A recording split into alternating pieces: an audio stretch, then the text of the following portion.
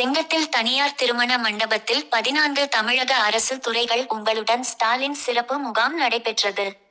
இந்த முகாமினை செங்கம் சட்டமன்ற உறுப்பினர் முபேகிரி குத்துவிளக்கு ஏற்றி துவக்கி வைத்தார். கடந்த அதிமுக ஆட்சி காலத்தில் அரசின் திட்டங்கள் அனைத்து மக்களுக்கும் சென்று அடைந்ததில்லை. திமுக ஆட்சி அமைந்த பின்பு தான் அரசின் திட்டங்கள் அனைத்தும் மக்களுக்கு முழுமையாக கிடைப்பதாக சட்டமன்ற உறுப்பினர் முபேகிரி பேசினார். திருவண்ணாமலை மாவட்டம் செங்கம் நகராட்சி பகுதியில் 1 முதல் 7 வார்டு வரை உள்ள பொதுமக்களுக்கு செங்கம் கணேசர் தனியார் திருமண மண்டபத்தில் உங்களுடன் ஸ்டாலின் சிறப்பு முகாம் நடைபெற்றது. இந்த முகாமிற்கு நகரமன்ற தலைவர் சாதிக் பாஷா மற்றும் நகராட்சி ஆணையாளர் பாரத் அறங்காவல் குழு தலைவர் அன்பழகன் ஆகியோர் முன்னிலை வகித்தனர். செங்கம் சட்டமன்ற உறுப்பினர் முபேகிரி சிறப்பு அழைப்பாளராக கலந்து கொண்டு குத்து விளக்கு ஏற்றி முகாமை துவக்கி வைத்து பேசுகையில், பொதுமக்களின் வீடுகளுக்கு நேரில் சென்று அவர்களின் கோரிக்கைகள் மற்றும் குறைகளை கேட்டு தீர்வு காண சிறப்பு முகாம்கள் நடத்த வேண்டும் என முதல்வர் அறிவித்து இருக்கிறார். அதன்படி உங்களுடன் ஸ்டாலின் எனும் திட்டம் தொடங்கப்பட்டுள்ளது. இத்திட்டத்தின் கீழ் மாநிலம் முழுவதும் 10,000 முகாம்கள் நடத்த திட்டமிடப்பட்டுள்ளது. அதன்படி திருவண்ணாமலை மாவட்டத்தில் நகர பகுதிகளில் 80 முகாம்கள், ஊரக பகுதிகளில் 308 முகாம்கள் உள்பட மொத்தம் 387 முகாம்கள் நடத்தப்படுகிறது. உங்களுடன் ஸ்டாலின் திட்டத்தை கடலூர் மாவட்டம் சிதம்பரம் நகராட்சியில் 15ஆம் தேதி இன்று முதல்வர் தொடங்கி வைக்கிறார். அதைத் தொடர்ந்து திருவண்ணாமலை அருகே பிறையார் கிராமத்தில் பொதுப்பணித்துறை அமைச்சர் எவ வேலு தொடங்கி வைத்தார். இதனைத் தொடர்ந்து செங்கம் நகராட்சி பகுதியில் துவங்கப்பட்டுள்ளதாக பேசினார். மேலும் பொது மக்களுக்கு அரசின் சேவைகளும் திட்டங்களும் எளிதில் கிடைக்கும் வகையில் இந்த முகாம்களில் நகர்ப்புற பகுதிகளில் 13 அரசு துறைகளை சார்ந்த சேவைகளும், ஊரக பகுதிகளில் 15 துறைகளில் சேவைகள் வழங்கப்படும். மேலும் முகாம் நடைபெறும் இடங்களில் பொதுமக்களின் நலனுக்காக மருத்துவ முகாம்கள் நடத்தவும் ஏற்பாடு செய்யப்பட்டுள்ளது என தெரிவித்தார். இத்திட்டத்தின் கீழ் தன்னார்வலர்கள் வீடு வீடாக சென்று முகாம் விபரங்களையும் விண்ணப்பங்களை எவ்வாறு அளிப்பது, மனுக்களுடன் இணைக்க வேண்டிய விபரங்கள் குறித்து பொதுமக்களிடம் விளக்கி உள்ளனர். முகாம்களில் பெறப்படும் விண்ணப்பங்கள் மீது 45 நாட்களில் நடவடிக்கை எடுக்கப்பட்டு தீர்வு காணப்படும். எனவே இந்த முகாம்களை பொது மக்கள் பயன்படுத்திக் கொள்ள வேண்டும் என தெரிவித்தார்.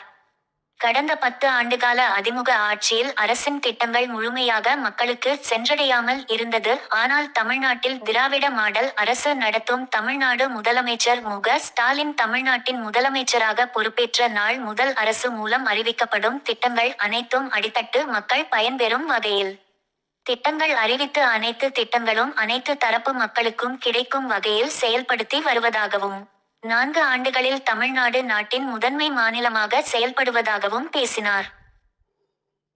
நிகழ்ச்சியில் அறங்காவல் குழு தலைவர் அன்பழகன், ஒன்றிய செயலாளர் செந்தில்குமார், நகராட்சி துணை தலைவர் அருள்ஜோதி, முன்னாள் பேரூராட்சி தலைவர் சென்னம்மாள் முருகன், மாவட்ட வருவாய் அலுவலர் ராஜசேகரன், வட்டாட்சியர் ராமபிரபு, கிராம நிர்வாக அலுவலர் விஜயகுமார், கூட்டுறவு சங்க தலைவர் முருகன், நகராட்சி கவுன்சிலர்கள் ஜாபீர் பாஷா, சந்தியா, அஞ்சலை, சத்யா, ரேவதி, அமுதா, இந்திரா மற்றும் திமுக நிர்வாகிகள் செந்தில்குமார், பாலு, சீனிவாசன், அப்துல் சர்தார், ஸ்ரீதர், அப்துல் வாஹித் மற்றும் நகராட்சி பணியாளர்கள், வருவாய்த்துறை அதிகாரிகள் மற்றும் துறை சார்ந்த பணியாளர்கள் உடன் இருந்தனர்.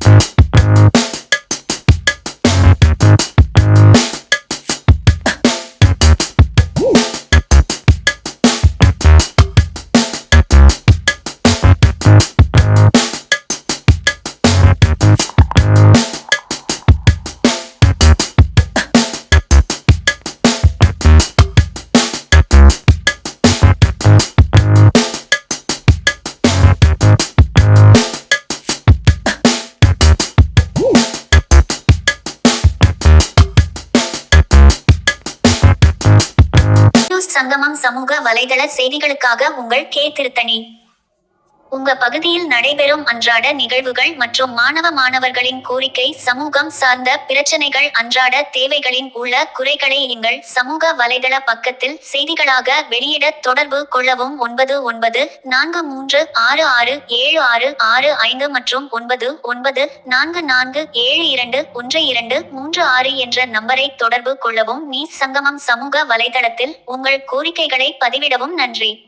மேலும் இது போன்ற செய்திகளை காண @நியூஸ் சங்கமம் யூடியூப் சேனலை லைக் பண்ணுங்க, ஷேர் பண்ணுங்க, கமெண்ட் பண்ணுங்க, சப்ஸ்கிரைப் பண்ணுங்க.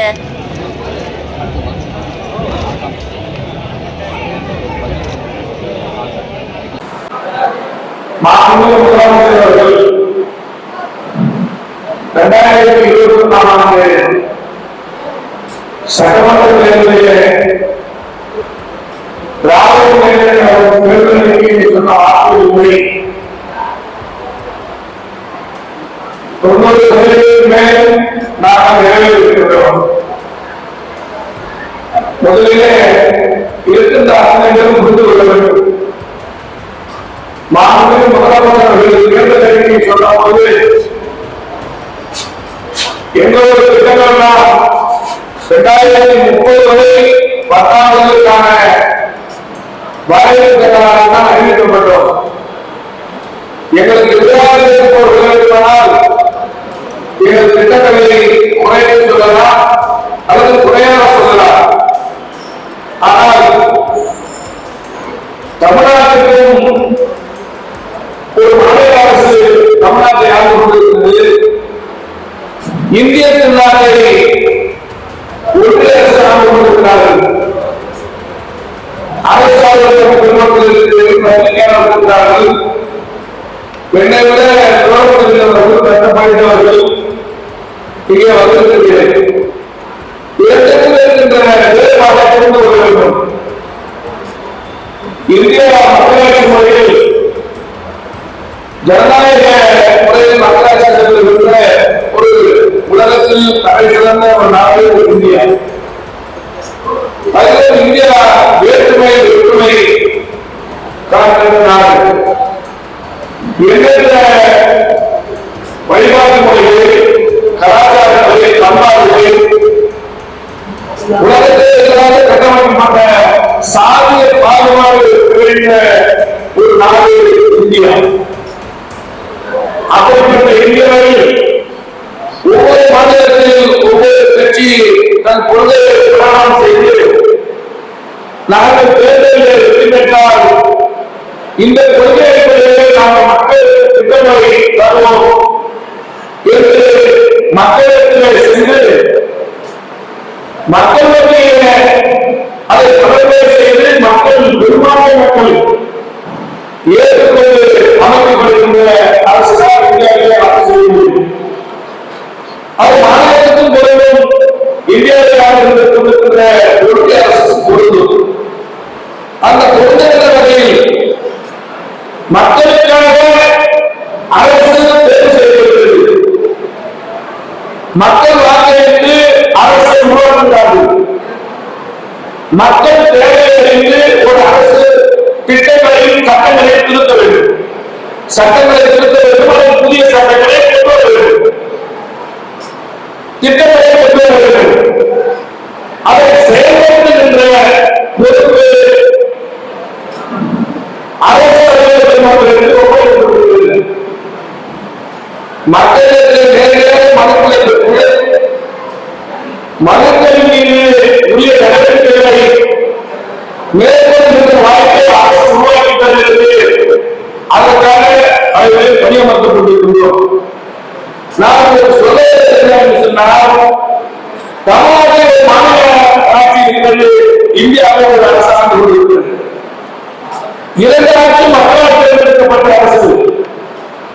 2 மக்களுக்கு என்னென்ன திட்டங்களை கொண்டு அது மக்களுக்கு அடிப்படை கட்டமைப்பை உறுதி செய்கிறதா என்பதுதான் முக்கியம். நாமெல்லாம் இங்கே எத்தனையோ பெண் அரசு ஊழியர்கள் அமைந்திருக்கிறது.